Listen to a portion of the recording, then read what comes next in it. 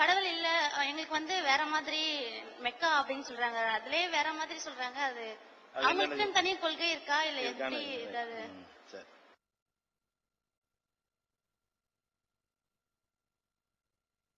அதாவது இஸ்லாமுடைய கொள்கையில் வேறுபாடு இருக்குதான்னு அவங்க கேட்கிறாங்க.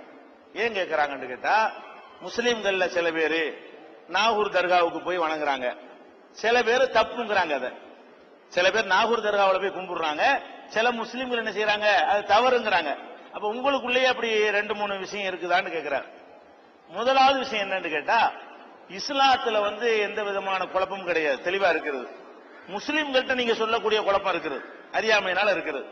இஸ்லாம் எங்களுக்கு என்ன சொல்லுகிறது, வணக்கத்திற்கு உரியவன் அல்லாஹுவை தவிர யாரும் இல்லை, லா இலாஹ இல்லல்லாஹ் எல்லாருக்கும் தெரியும். இதுக்கு தமிழ் அர்த்தம் என்னன்னு கேட்டா, வணங்கி வழிபடுவதற்கு உரியவன் அல்லாஹ் மட்டும்தான்.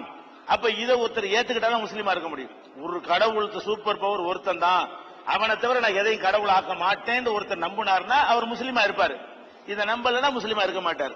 இப்ப இந்த நாகூர் மேட்டர் இருக்கு பாத்தீங்களா, இந்த நாகூருங்கிறது என்ன, நாகூர்ல ஒருத்தர் வாழ்ந்தார் ஒரு 400 வருஷத்துக்கு முந்தி.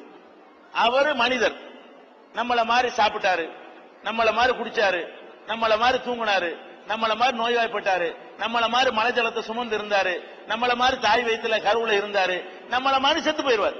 நம்ம நாளைக்கு சாவ போற மாதிரி அவர் செத்து போயிட்டார். ஒரு மனுஷனை கொண்டு போய் பொதிச்சு வச்சுக்கிட்டு அதை கும்பிடுறாங்க. நாகூருங்கிறது, நாகூருங்கிற லா இலாஹ இல்லல்லாஹ்ங்கிற ஒரு சொல்லு பத்தாதா? அல்லாஹ்வை தவிர யாரையும் வணங்க கூடாதுன்னா இவர் மனிதர். நாகூர்ல அடங்கி இருக்கக்கூடிய நாகூர் ஆண்டவர்னு சொல்றாங்களே, அவர் யாரவர் ஒரு மனிதர். அவர் எப்படி நம்ம வணங்குறது? ஏர்வாடியில ஒருத்தரை பதிச்சு வச்சுக்கிட்டு அவர் போய் வணங்குறாங்க, அஜ்மீர்ல ஒருத்தரை பதிச்சு வச்சுக்கிட்டு அவர் போய் வணங்குறாங்க. இவங்களெல்லாம் யாருன்னு கேட்டீங்கன்னா 300, 400, 500 வருஷத்துக்கு முன்னாடி இந்த உலகத்துல வாழ்ந்து மனிதராகவே முழுக்க முழுக்க இருந்து செத்து போனாங்க. அப்ப இஸ்லாம்ங்கிறது ஒரு கடவுளை வணங்க சொல்லுகிறது, சூப்பர் பவர் வணங்க சொல்லுகிறது.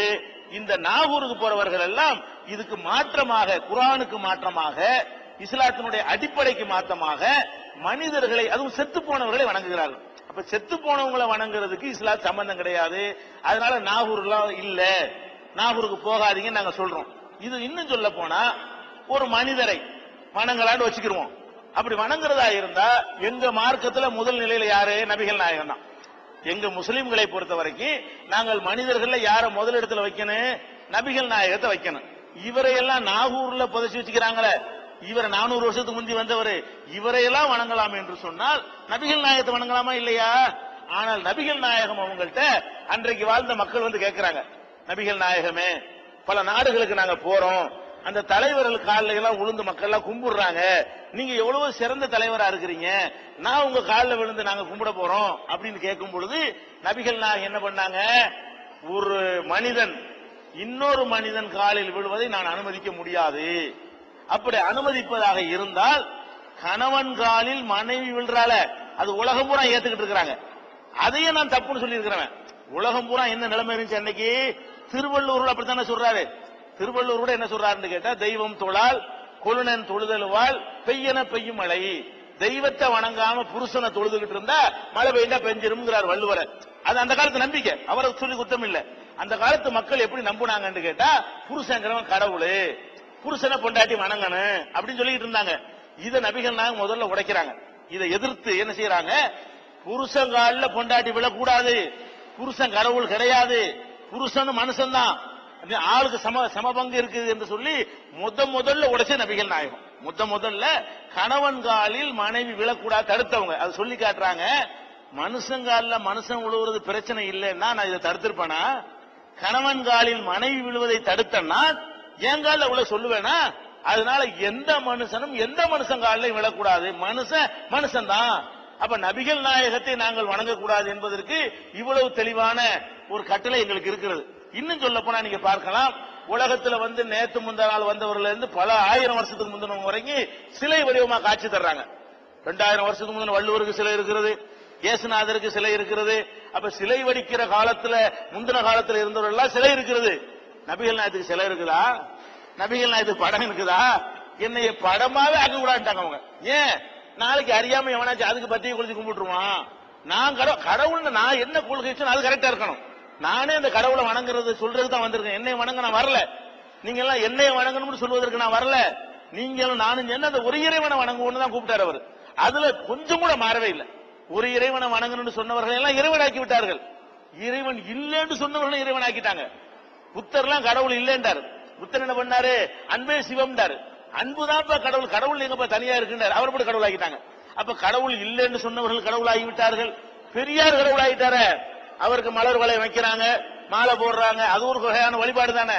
அப்ப இப்படி எல்லாமே கடவுளாகி கொண்டிருக்கும் பொழுது நபிகள் நாயகம் ஆனாங்களா? எங்கேயாவது நபிகள் நாயகம் சிலையை நீங்க பாத்திருக்கீங்களா? நபிகள் நாயகம் படத்தை எங்கேயாவது பாத்திருக்கிறீங்களா? அப்ப இந்த கொள்கை பேசிக் என்ன விளங்குது? மனுஷனை வழிபடுவதை ஒழிச்சு கட்டிருக்கு இஸ்லாம்.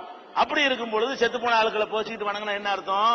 சரி, நபிகள் நாயகத்துக்கு சமாதி இருக்குல்ல மதீனாவுல, அங்க போய் வணங்குறாங்களா? அங்க போய் யாராவது கும்பிடுறாங்களா? அவங்களே அடக்கம் பண்ணி வச்சிருக்காங்க. விளங்காம இந்த நாகூருக்கு போற கூட்டம் இருக்கான்ல, இவன் விளங்காம என்ன செய்வான்? ஹஜ்ஜிக்கு போயிருவான். அங்க போய் நபிகள் நாயகம் அடக்கத்துல திரும்ப கையை தூக்குவான், பிரார்த்தனை செய்யற மாதிரி. உடனே சவுதி போலீஸ் வருவான், அடி பின்னி எடுத்துருவான். இந்த அல்லாட கேளு, ஏன் நபிட்ட கேட்கறேன், அடி விழுந்துரும். அங்க போய் இந்த நாகூர்ல செஞ்ச வேலை அங்க செஞ்சான்னு வைங்க, சவுதியில இதுக்குன்னு போலீஸ் போட்டு வச்சிருக்கான்.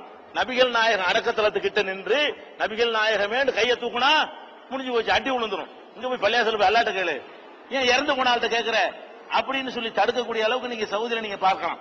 அப்ப என்ன இதுக்கு பிரச்சனைன்னு கேட்டா, ஒரு இறைவனை வணங்கணுங்கிற அந்த அடிப்படை கொள்கை கூட இல்லாமல் இஸ்லாத்தை விட்டு வெளியேறி நின்று கொண்டு தங்களை முஸ்லிம்கள் என்று ஒரு சாரார் சொல்லிக் கொண்டிருக்கிறார்கள். அதையெல்லாம் எதிர்த்து கிட்டத்தட்ட ஒரு 60% மாத்தியாச்சு. 100க்கு 100 இருந்தாங்க சமாதியை வழிபடக்கூடியவங்க. எங்களுடைய பிரச்சாரத்தின் மூலமாக தர்காவுக்கு முன்னாடி நின்று நாங்கள் பிரச்சாரம் பண்ணி வெட்டு குத்து வாங்கி பல கொலை முயற்சிகளுக்கெல்லாம் ஆளாகி இன்றைக்கு என்ன செஞ்சிருக்கிறோம்? 60% மக்கள், 65% மக்கள் தமிழ்நாட்டில் இந்த தர்காங்கிறது பொய், தர்கா வணங்கக்கூடாது, செத்து போனாலும் வணங்கக்கூடாது. அப்போது அவங்க செத்தார். முதல்ல அவர் கடவுளா இருந்து அவரே கொண்டு புதைக்கணும், இருக்க வேண்டியதானே. செத்துட்டான்னு ஒத்துக்கிறீங்க, அவரை புதைச்சு வச்சுக்கிற ஒரு கடவுள் என்ன பார்த்தோம்? அவர் சாவாம இருக்க முடியலையே, அவருக்கு புள்ள இல்லையே, அவருக்கு கொண்டாடி கூட இல்லையே, அப்படி எல்லாம் கேள்வி கேட்டு நாங்க என்ன செய்யறோம்? மக்களுக்கு வெளிப்படைய செய்கிறோம். அதனால இஸ்லாத்தினுடைய கொள்கை தெளிவானது. பாரம்பரியமாக இது அப்பம்பாட்டம் சொன்னது இஸ்லாம் நம்புன காரணத்தினால இந்த தர்கா வழிபாடும் இங்கே வந்து விட்டது. சவுதியில தர்கா வழிபாடு கிடையாது, சவுதியில எந்த தர்காவும் கிடையாது, சந்தனக்கூடு கிடையாது, செத்து போனால வழிபடுறது கிடையாது, கொடிமரம் கிடையாது, உண்டியல் கிடையாது. அப்ப நபிகள் நாயகம் பிறந்த அந்த நாட்டில் இந்த நம்பிக்கை கரெக்டா இருக்குது.